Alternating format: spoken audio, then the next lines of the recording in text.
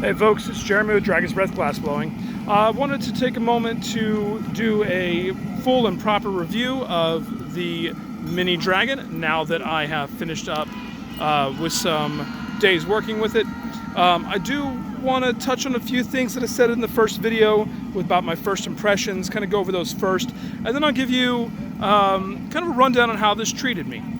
So first thing I will eat my words on is this rack. Now I don't love it. It is functional though. I still can't put my larger pipes on it because they do fall off, and I still would like to see it be about 6 inches longer. I would find it far more functional if it was. But for me, it did the job okay. So that was the first thing I wanted to touch on. The second thing was this nut that we talked about in the last video. I did reach out to Phil over at the mobile glass blowing place in Americus, and this was by design, but it seems after I talked to him that it was really a design oversight. After we discussed it, he could see my point about why I thought this should have been here, and it seems like that might be something that's addressed on future models. For me, what will end up happening is I will remove this nut and then probably use my tap and die set, punch through, and set myself up on that side. The marble worked out great for me, other than losing that inch or so right there. Overall, construction is good. I have a few gaps where I saw more coming out than I thought I should. Right there, for example, you can see some of the light coming through. There's no cracks in the crucible yet or in any of the refractory. There is one small crack. I'm not sure if you can see it right there in the center of the, let me see if I can get my hand on that, right there in the center of the burner port, but that's normal with these Giberson burner ports. That is not unexpected. Of course, paint burned off of the frame.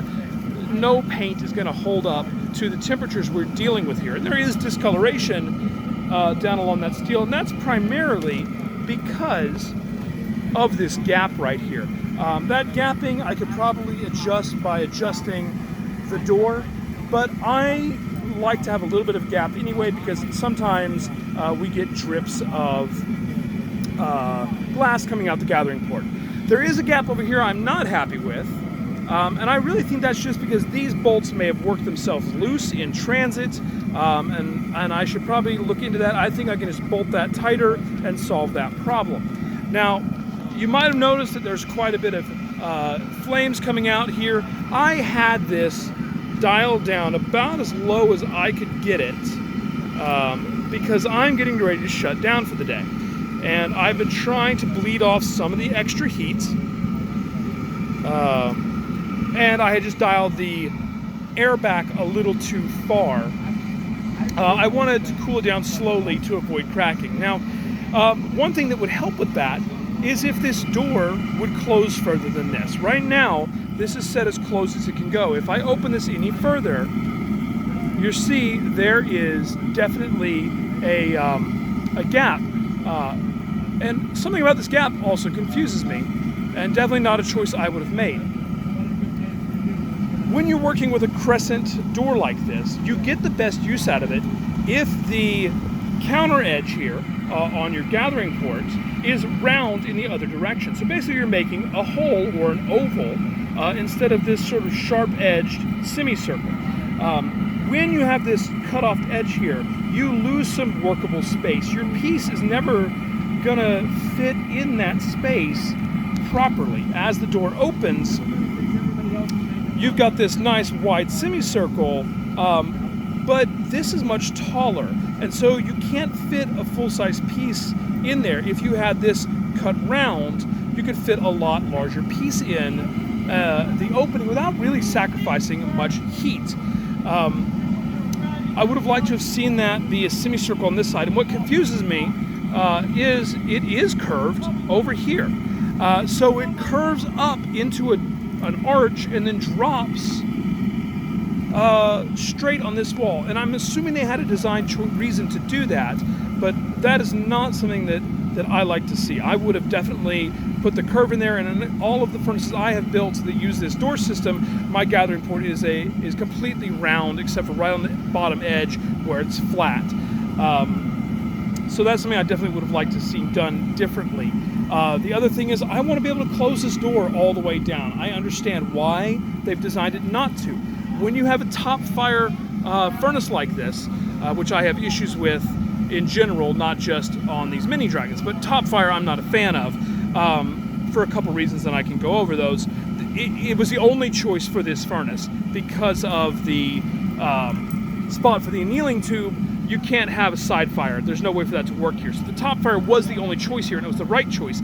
I'm just not a fan of top fires. But when you have a top fire, you cannot fully close your door because you need a chimney. And if you do not allow your heat and pressure to escape, you will back burn up and into your burner head, which will cause issues. That's not the only way that you can cause a back burn, but it is one way, and back burns are terrible. You do not want that. But with that being said, people want to seal this off. And I personally am going to shove a handful of fracks in there when I shut it down because I want to preserve as much heat as possible once the furnace stops running. And I would have liked to have been able to shut that door fully. I do quite like the butterfly valves. I knew that I would as soon as I saw them. They are far more efficient. Right now this is dialed down as low as it can go because I'm trying to bleed the heat off. But it worked very well for me today.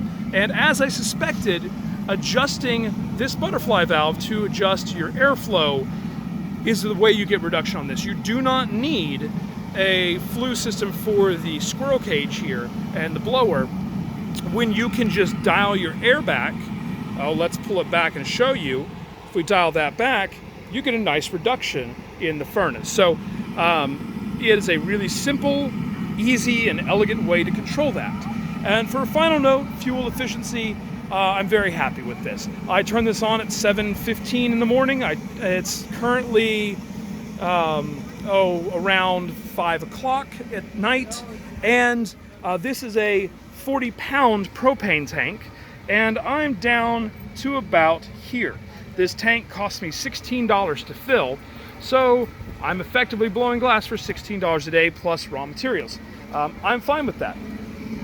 That is a totally acceptable cost. Now, I emptied this tank completely. There's not a bit of glass left in there that's accessible. And I could have emptied it hours ago, but this is a show that runs 6 a.m. or 10 a.m. excuse me, to 6 p.m. and so I needed to stretch my day's production out. So I was really making small pieces and stretching them out over a long period of time to make that glass last. So that's about it. Overall, I definitely like it. I definitely recommend it. I would like to see some design changes if there's a updated version of this with a curved gathering port and a larger door being the biggest things. Everything else seems good. I'm quite happy with it. So hopefully you enjoyed that, folks. I'm going to leave a link to the video talking about our first impressions as well as one of our other demo videos. Thank you very much. I hope you enjoyed it. Please like and subscribe if you did, and enjoy your day.